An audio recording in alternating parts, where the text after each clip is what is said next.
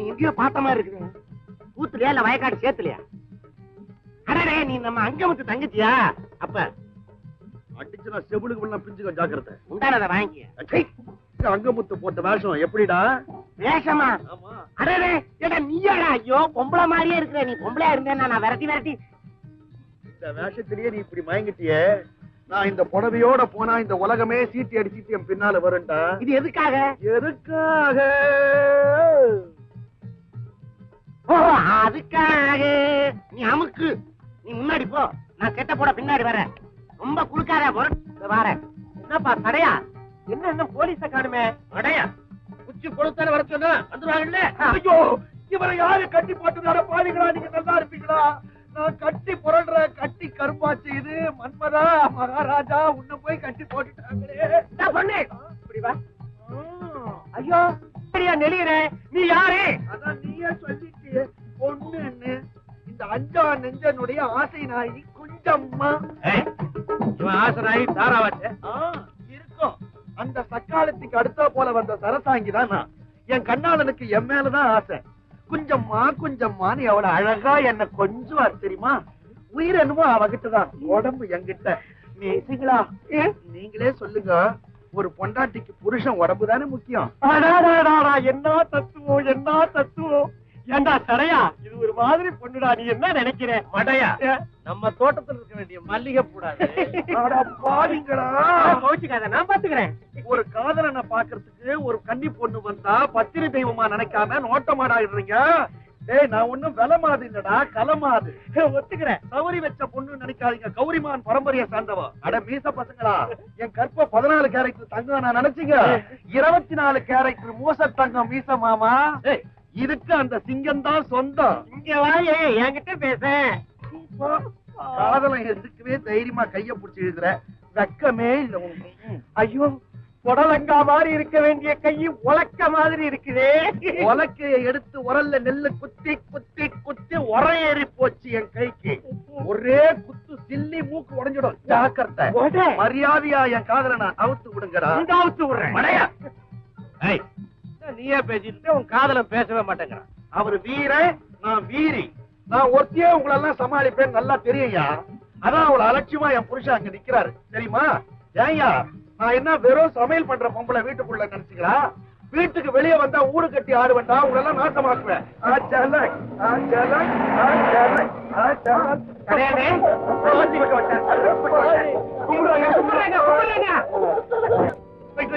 நாங்க சொன்ன மாதிரியே சிங்கமுத்தை பிடிச்சு கொடுத்துட்டோம். சொன்ன மாதிரி பரிசு பணம் உங்களுக்கு நிச்சயமா கிடைக்கும்.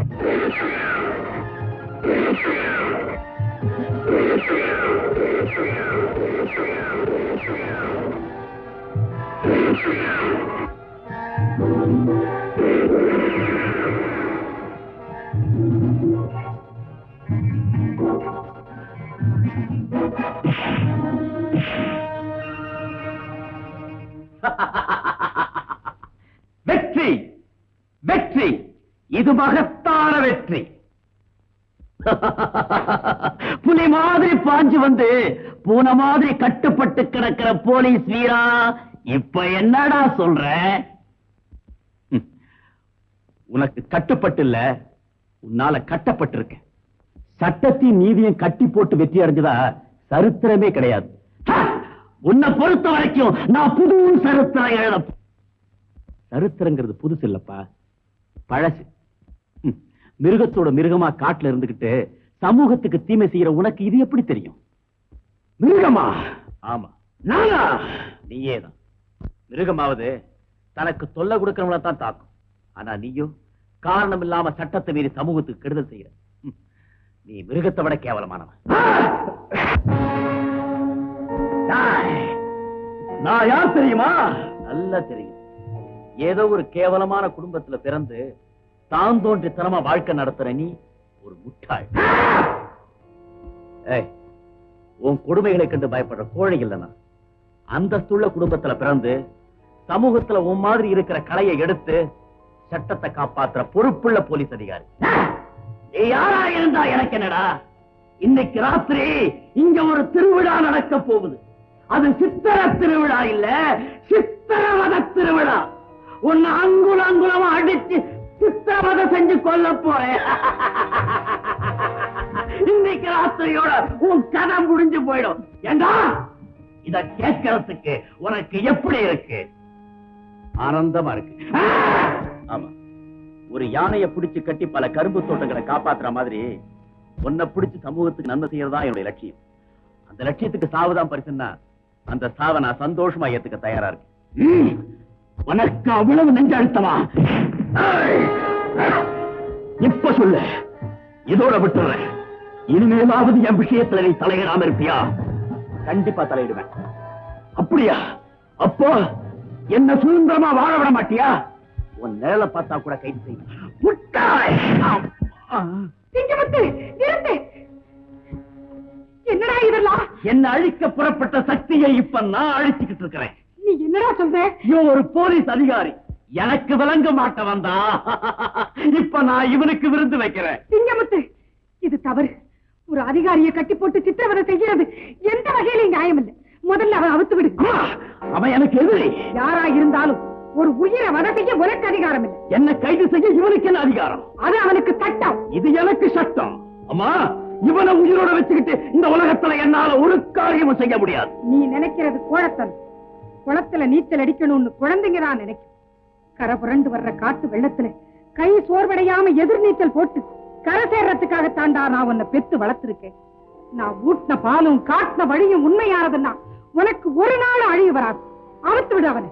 என்னம்மா இது? வேட்டையில் அகப்பட்டதை விட சொல்றீங்களே. நான் உன்னை ஆசீர்வதிச்சு அனுப்பும் போது மகனே, பாவத்தை வேட்டையாடு, பழிய வேட்டையாடுன்னு தான் சொன்னனே தவிர நீதியையும் நேர்மையும் வேட்டையாடுன்னு நான் சொல்லலையே. சிங்கமுத்து, உன்னை பெத்த தாய் சொல்றேன். அவன் அவுத்து விடு. என் தாய் சொல்ல தட்டக்கூடாதுங்கிறதுக்காக உன்னை விடுறேன். அவுத்து விடுங்கடா.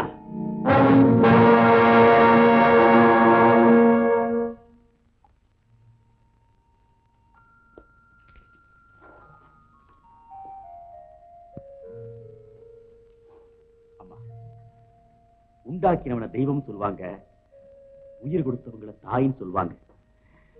எனக்கு நீங்க மறு உயிர் கொடுத்திருக்கீங்க. என்னை பொறுத்த வரைக்கும் நீங்க எனக்கு தாய் மாதிரி. மாதிரி என்ன? தாயே தாம்மா. இந்த நன்றியை நான் என்னைக்குமே மறக்க மாட்டேன். அதே மாதிரி என் கடமையையும் மறக்க மாட்டேன், உங்க மகனையும் விட மாட்டேன். அதை மட்டும் மறந்து என் மகனை பூந்தோட்டம்னு நினைக்காதே. அவன் ஒரு புயல். அவனை நீ நெருங்கவே முடியாது. 1000 தான் இருந்தாலும் அவன் உங்க ஆசை மகன் இல்லையா? அதனாலதான் விட்டு கொடுக்க மாட்டேங்கிறீங்க. எந்த தாய் தான் தன் மகனை விட்டு கொடுப்பான்? அம்மா, இப்படி சொல்ல எனக்கு ஒரு தாய் இல்லையே நினைக்கிற போது ஏக்கமா இருக்குமா. ஓஹோ, நீ தாயில்லா பிள்ளையா? அதனாலதான் ஒரு தாயினுடைய உள்ளத்தை உன்னால புரிஞ்சுக்க முடியும். ஆமா, தர்மம் என்னுடைய தாய், நீதி என்னுடைய தந்தை. இந்த குடும்பத்துல பிறந்த சட்டம் ஒழுங்குங்கிற குழந்தைகளை பாதுகாக்க வேண்டியது என்னுடைய கடமை. என்னுடைய கடமையினால உங்க மகனுடைய வாழ்வு பாதிக்கப்பட்டா அதுக்காக நீங்க என்ன மன்னிச்சுதான் ஆகணும்.